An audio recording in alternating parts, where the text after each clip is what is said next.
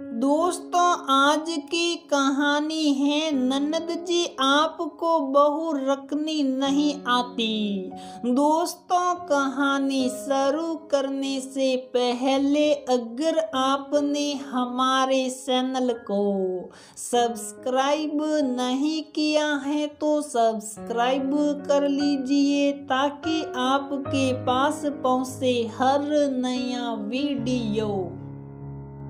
सुमित्रा जी अपने बड़े पूरे परिवार के साथ सुमित्रा निवास में रहती हैं। उनके अलावा परिवार में पति शैलेश जी, 3 बेटियां और 1 बेटा है, जिसमें 2 बेटियों की शादी हो चुकी है।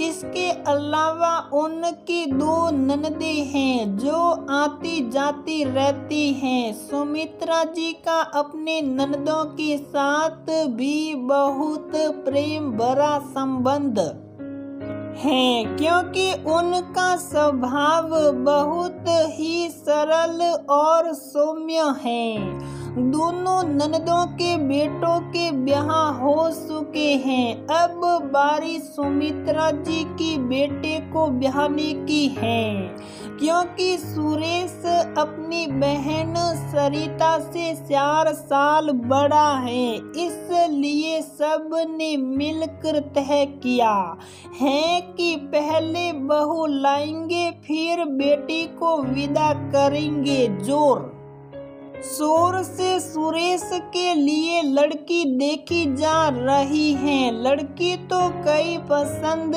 आई है सुरेश को और बाकी घरवालों को, लेकिन सब उड़न सु तितली टाइप हैं। अभी तक ऐसी कोई भी लड़की का रिश्ता नहीं आया जो घर गिराने को संभाल सके। लेकिन देखते देखते सुरेश के दोस्त रवि की बहन शिखा का रिश्ता आया। शिखा बहुत ही समझदार, पढ़ी लिखी और शालीन स्वभाव वाली लड़की थी। सुरेश और बाकी घरवालों को देखते ही लड़की समझ में आ गई। खूब धूमधाम से और गाजे बाजे के साथ शादी हो गई। लड़की वाले और लड़के वाले दोनों ने जमकर खर्च किया। घर में प्रवेश करते ही उसने घर की बागडोर अच्छे से संभाल ली। छोटे से प्यार और बड़ों का आदर सत्कार उसे खूब आता था। घर हो या बाहर, हर जगह सब उसके सौम्य स्वभाव की वजह से उसे पसंद करते थे। सुमित्रा जी और बाकी घरवाले भी शिखा से बहुत प्यार करते थे। सुमित्रा जी अपनी बेटी और बहू में कोई फर्क नहीं करती थी। बस उनका यही कहना था कि बहू तुम कपड़े जो भी पहनो, पर जब भी तुम अपने ससुर जी के सामने आओ थोड़ा दुपट्टा डाल लेना। बाकी उसे हर कपड़े पहनने की छूट थी। उसे भी इससे कोई समस्या नहीं थी। सुमित्रा जी की ननदी जब भी घर पर आती, गेट पर ही शिखा उन के शरण स्पर्श कर उनका आशीर्वाद लेती और उनके पसंद का खाना बनाकर अपनी बुआ सास का खूब आदर सत्कार करती। शिखा जैसी गुणी और संस्कारी लड़की को देखकर दोनों ननदे कहती, भाभी तुम्हारे तो भाग्य खुल गए, हीरे जैसी बहू मिली है।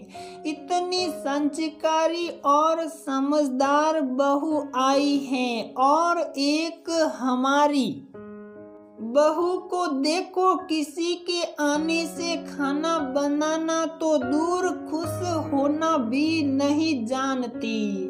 शरण स्पर्श के लिए भी 4 बार बोलो, तब कहीं मुंह बनाकर शरण स्पर्श करती हैं। और तो और हमारे साथ भी अच्छा व्यवहार नहीं करती।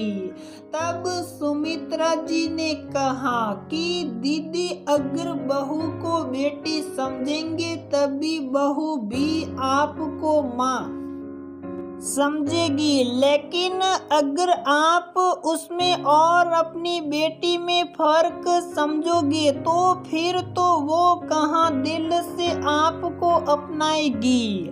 मैं ये नहीं कहती कि फर्क मत करो, लेकिन रत्ती भर फर्क और जमीन और आसमान का फर्क में अंतर है। बस यही फर्क है आपकी और मेरी सोच में। ननद जी, आपको बहू रखनी नहीं आती। आपने तो बहू ने घर में कदम रखा नहीं कि उसे फरमान सुना दिया, तुम साड़ी के अलावा और कोई परिधान नहीं पहन सकती। नाइटी तुम्हें सिर्फ अपने कमरे में ही पहननी है। रसोई में तुम्हें नहाकर ही जाना है। घर में जो सब पसंद करते हैं वही खाना बनेगा, तुम्हें उसी में एडजस्ट करना पड़ेगा, वगैरह वगैरह।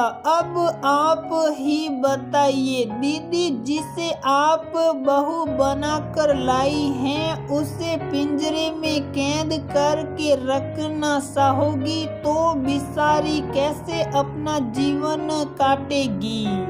जैसे हम अपनी बेटियों को उड़ने के लिए पर देते हैं, उन्हें भी हमें पर देने होंगे, वरना उन्हें हमारे दकियानूसी विचारों से घुटन महसूस होगी और सिड हो जाएगी। बाकी वो जो मर्जी बनाए खाए, इससे मुझे और बाकी घर वालों को कोई समस्या नहीं है। दीदी, जब हम बहुओं को सूट देते हैं तो वो भी हमारी सूट का मान रखती हैं। वह भी इतनी नादान नहीं होती, वह भी समझती है कि घर की मान मर्यादा की रक्षा कैसे करनी है, कब क्या पहनना है, कब क्या करना है, उन्हें भी समझ आता है। अब मैंने तो इससे नहीं कहा था कि सिक्का बेटा तुम आज साड़ी पहन लेना, क्योंकि तुम्हारी बुआ सास आएगी, इसे खुद ही लगा कि इसे साड़ी पहननी चाहिए, सो इसने पहन ली। ये तो एक उदाहरण दिया है।